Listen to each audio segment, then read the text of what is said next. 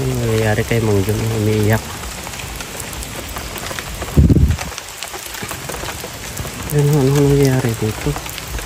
Umiiyak siya guys. Ito Mang John guys. Oh. Yan, ano kaya? Parang umiiyak. Mang John, anong ginagawa mo dyan? Ha? Ha? Naisip ko lang po yung family. Punta ka dito, umuulan. Tara na, punta na doon. Kaya mo na yan. Huwag mo nang pag-isipan yan. Tara na, punta na doon. Doon na tayo. Mga problema lang yan. Huwag mo nang isipin yan.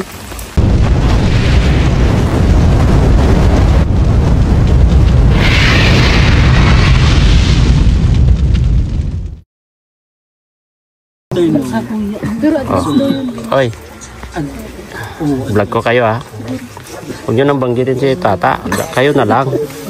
Uy, kaya dito parang dyan nga masirang friendship namin ay nagtatampo. Oh, la. Daw siya sa ano.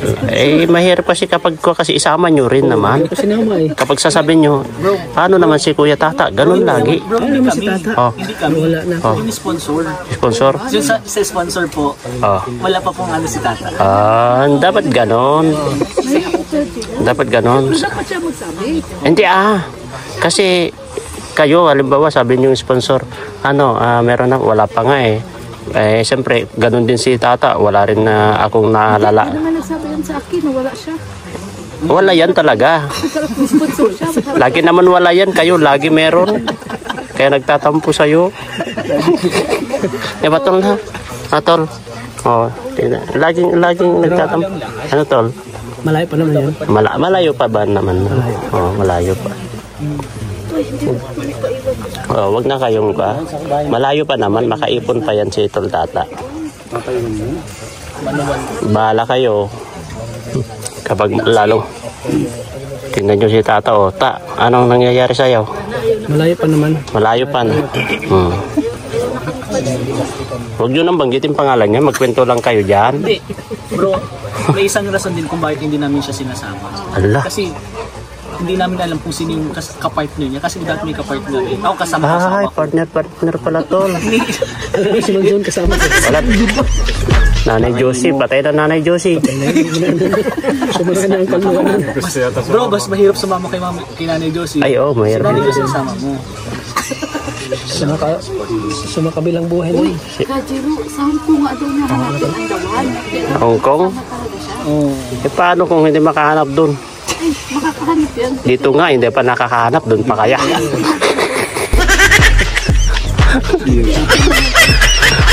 Pero wag kayo, nakakasakit kayo ng damdamin yung ganyan. Kaya pala hindi ako pinapansin. Ang ganyan ganyan talaga. Kayo ba naman tapos lagi-lagi kayong kasama? Kapag dadaloy ng blessing, kayo lang. Siya wala. Paano naman yan? Dapat isabit nyo. Pag nagtampo talaga sa malayo pa naman. Tingnan, malayo. Patawa-tawa lang yan. Pero kapag mag-live yan, bahala kayo dyan. Sabi niya, nag-iisip na naman yan si Tol Tata. Sabi niya, bro, thank you bro. Sabi niya sa live niya, nagplano pala sila papuntang Hong Kong. Wala pa ako. Sila meron na, sasabihin niya mamaya yan. Bahala kayo dyan. Wala yung sponsor. Meron yan bro. Meron yan? Meron yan. Pero sabi ko nga, sabitin mo naman na Maria Ligaya. Sabit mo naman. Sasabihin mo, halimbawa, paano naman? Ano? Si Tata Kuya Roy. Ganun dapat. Dapat ganun daw. Halimbawa, Maria Ligaya. Bro, Ano? Alam mo yung last na message niya? Sasabi niya, paano naman si Kuya Tata? Ganun daw sana dapat. Dapat ang gawin nyo dyan, halimbawa kapag nagwapag nga siya na lang. Kakaisip. Tingnan nyo. Pukusan ko. Ay, sorry. Pasok ka tapos nagganyan siya. Tinanggal ko pag ganyan ko. Ay, sorry. Parang inisnap ko pa yung pag ganyan niya. Pero napansit ganito niya. Ayan na naman tuloy nila na naman. Tuloy na. Pinalayas lang si Tata ay. Tuloy na po kami nilalin. Ulitin mo. Kulang. Tuloy na tayo. Yan. May passport na si Chris. Actually, si Chris lang talaga yung hinihintay namin. Ay, Mang Jud, si Krista lang daw. Hindi, hindi daw ikaw. Hindi ka daw kasama. Yun, yung passport niya pang bus lang. Yung pang double deck na bus. Oo. Mang John, balita ko, pabalik-balik ka daw sa Legazpi. Bakit? Anong ginagawa mo doon? Kulang yung form. Bakit? Kulang yung form ng pirasa Para saan? sa pagpagawa ng passport. Wow! Bakit pupunta ka sa ibang bansa na? Oo, sasama sana ako. Sasama ka? Iwan mo na sila Kalingap Rap? Ay, hindi naman. Kasama sila. Kasama ka sa travel nila? Pero yung pangatlong balik mo, okay na? Ay, okay. Kasi wala akong ID. Anong ID. postal ID? Yun lang ang kailangan nila? Oo. Kasi kumuha na akong NBI, tapos yung Barangay clearance. barangay clearance, tapos kumuha pa ako ng voters. Yung Voters ID yun. hindi, yung ano lang, papilagay. Tapos, Voters certificate yun. Voter certificate. yung kasama ko sila, David. Sino kasama nyo? Yung padalawang balik namin, sila. Yung pangatlo na. Kami na lang dala ni Kuya Estara. Kasi nahuli ako dahil yung postal ID ko, hindi ko pa nakuha. Sino nag-post sa'yo na maglabas ng passport? Sino nung nagpursige na maglabas ka ng passport? Ginawan ako muna yung ate Jack ng email. Ibig sabihin si Maring Jack ang nagsabi sa'yo na maglabas ka ng passport para kapag pupunta sa ibang bansa, masama ka. Ayun. Ginawan muna ako niyang una email. Nag-fill up lang ako doon sa email niya ng yung form na pangalan, address, tapos yung may email ako. Ano naman ang may promise mo kapag nasasama-sama ka sa travel sa papuntang ibang bansa? Ano may tutulong mo, ganon? Pag-aalalay kay Rabay. Pag-aalalay kay Arabay. Kasi si Rabay, medyo malaki. Maligalig na. Yun ang dapat mong bantayan. Dapat nakapokus ka lagi sa kanya kasi alam mo naman sa ibang bansa Sa kapag atin nila dito kay Bibi Jackson sa maliit. Dalawa na kasi anak nila. Kaya tag-isa kami ni ate nila. Aalalayan ko si Rabay. Kasi mabigat na din si Rabay. Kaya bigat na talaga. Lalaki daw ang makarga. Kaya ngayon hindi man ikakarga dahil nadali na daw sabi ni Kuya Rab yung Trolley. Lorel niya. May ganun na si Rabay pala. Trolley. Dapat pala dinala namin yung napunta kami sa Pasay. Dapat para hindi na kayo Naiwanan nahirapan. pala Kasi nagtatakbo Ano masasabi mo kina Kalingap Rob at Kalingap Jack? Ay, salamat po Ate Jack at Kuya Rab sa inyong mag-asawa. Napapaiyak ka. Bakit ka napapaluha ka yata? Bakit Tears of Joy ba yan? Dahil mula nung napunta ka sa kanila, ang dami mong naranasan na kasiyahan. Hindi ko naranasan. Hindi ko naranasan. Yung mapasama ka sa ibang bansa. First time mo? First time. Wow. Kahit paano napunta ako sa bahay. Napapasama ka. Wow. Nakakatawa kasi ng puso. Kasi hindi ako nakasama. Paano ka napunta kay Kalingap Rob? Una nandun po sila nagsisimba sa may Central Plaza. Kaya nagsisimba siya. Ikaw nagsisimba ka. Tapos nakilala ko yung mama ni Jimmy. Tapos naghahanap ako nun ng trabaho. Tapos lumapit ka sa kanila. Tapos sabi ko hindi ako mag-hanap ng trabaho. Kasi naman ako ni Melissa sa bahay nila. Wow. Ay malaking tulong pala si si Ate Melissa sa iyo. Si Melissa nga tulay na nakilala ko sila.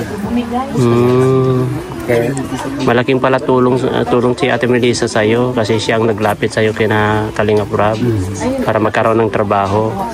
tapos una muna, doon ako in-apply, pinasok sa sa bakery dati, Oo. sa may Mantapa, may Tunga. Kaya hindi masyado na-fit na. Tapos doon ako pinala sa bahay nila. Tapos? Dati, ako yung pumalit kay Rowel. Oo. Nung una, marami ka bang pag-a-adjust sa sarili mo about sa mga ugali nila?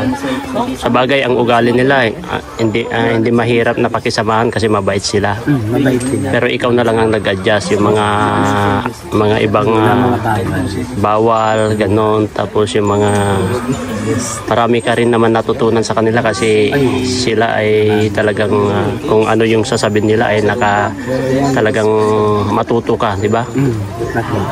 Alam ko yung dapat yung mga hindi. Pero naranasan mo na rin bang napagalitan sa kanila? Ayun. Oo. Meron din pa naman. Hindi Bakit? din. Na Minsan nagkakamali ka? Nagkakamali din ako. Kakamali ka? Pero nagsasorry mo lang po. Sorry ka. Ay, sorry po kuya. At least tanggap po yung pagkakamali mo at humihingi ka ng sorry. At least sa susunod hindi mo naman na ginagawa. Ang yung alam ko na. Kaya sabi ko kaya malaking tulong din sa akin na nakakasama nila ako sa travel. Wow. Sabi ko, thank you Lord.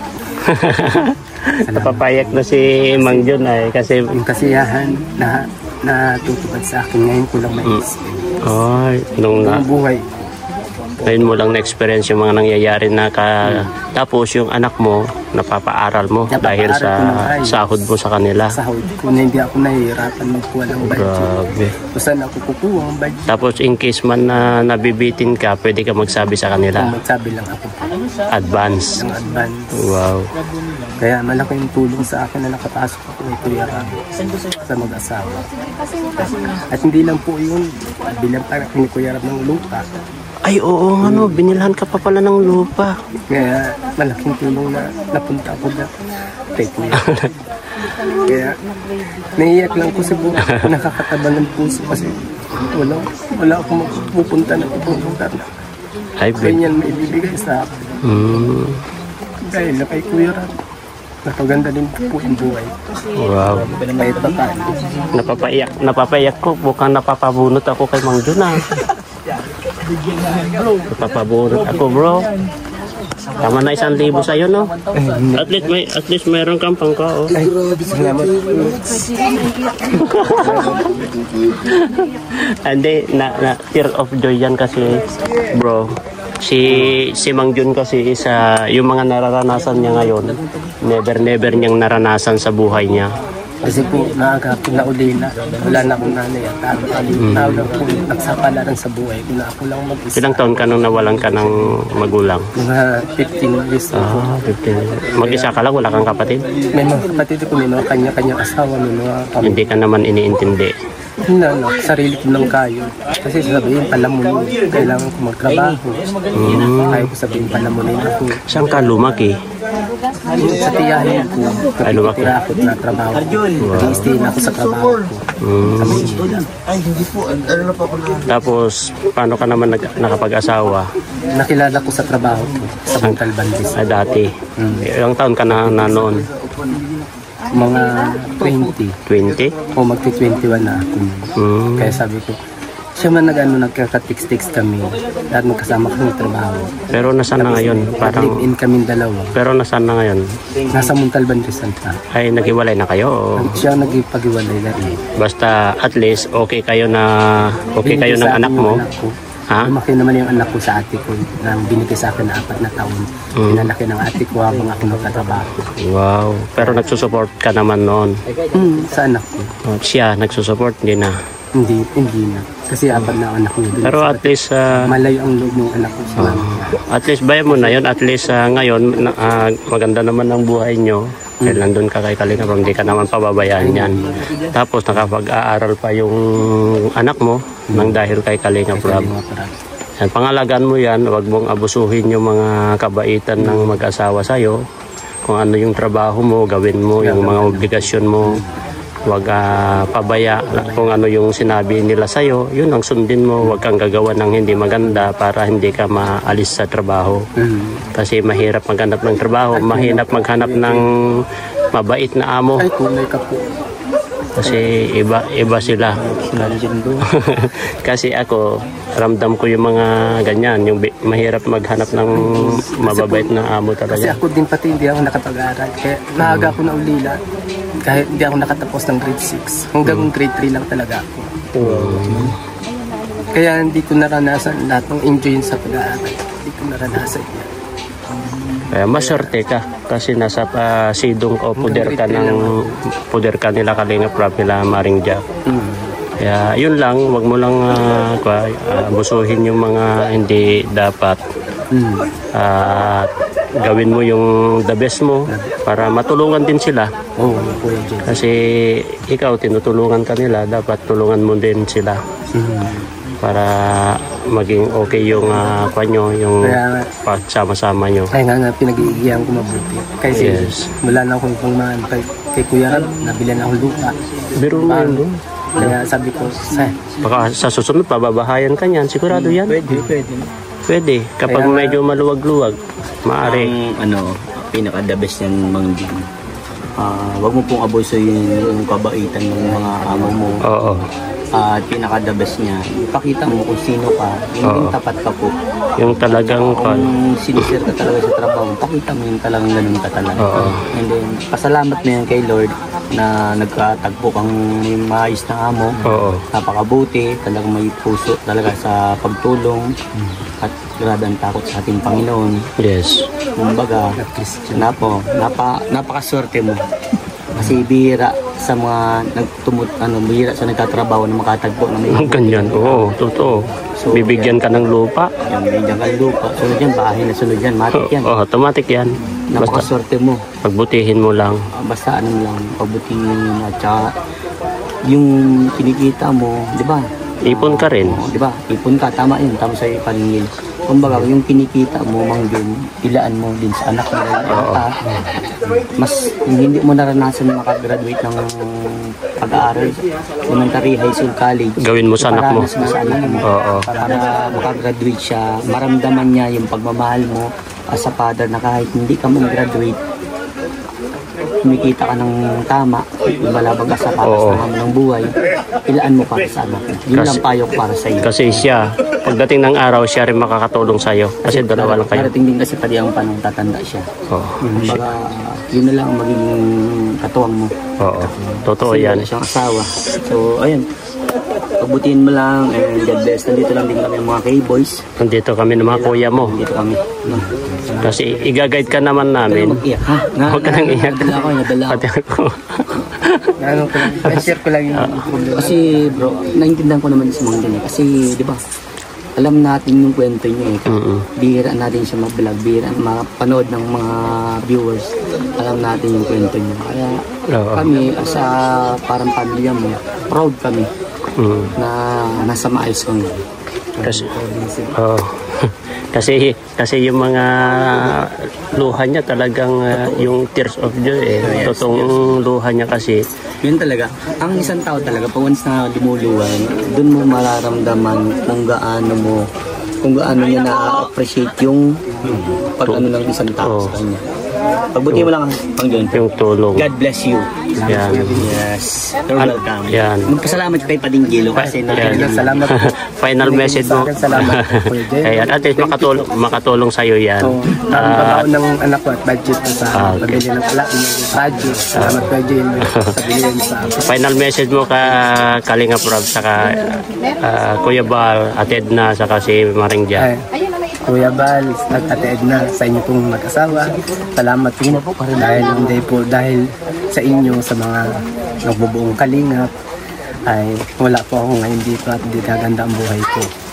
At napunta po ako dito sa anak ninyo kay Kuya Rab.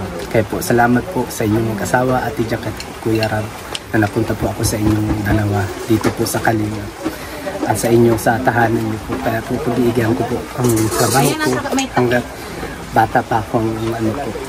Kasi sa inyo lang po ako nakakuha ng ganyan na nabilan ako ng lupa. Napaganda ang buhay ko. hindi ako nahihirapan sa sarili ko, sa anak ko. Napapaaral ko ng ayos. Kung di ko man na ako napaaral ng ayos ng nanay ko, itutuong ko na lang sa anak ko. Wow. Wow. Kung di ko man naranasan, sa anak ko na lang po itutuong. Wow. Salamat kay God, Kuya Rab sa Ate Jack na napunta ko sa kanila. yan. God bless Mang John. Yan, tama na kasi napap... Ano nangyayari kay Mang John? Umiiyak. Ano nangyayari dito? Umiiyak siya guys. Ayan si Mang John guys. Oh. Yan, ano kaya? Parang umiiyak. Mang John, anong ginagawa mo dyan? Ha? Ha? Naisip ko lang po yung family ko. Punta ka dito, umuulan. Tara na, punta na doon. Kaya mo na yan. Wag mo nang pag-isipan yan. Tara na, punta na doon. Doon na tayo. Mga problema lang yan.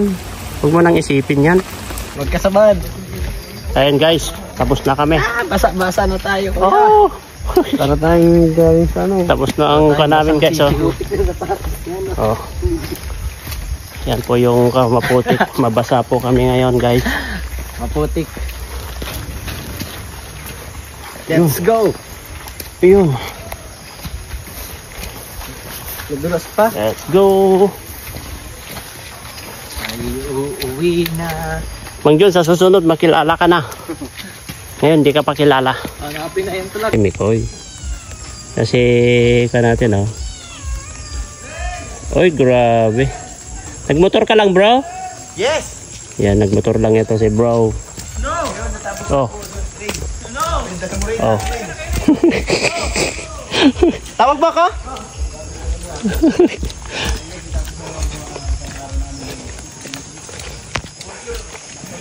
Ayan. Di bale, may kasama kang magmotor, si Romeo. Kaya nga. Nagkakamay ako. Nagsisigawan. Nagsisigawan ng mga ito. Hoy, silaeng! Bilisan nyo. Punta tayo kuha ng palaka.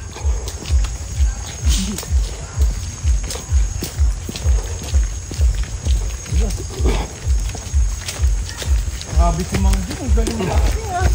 Grabe si Mang Jun talaga.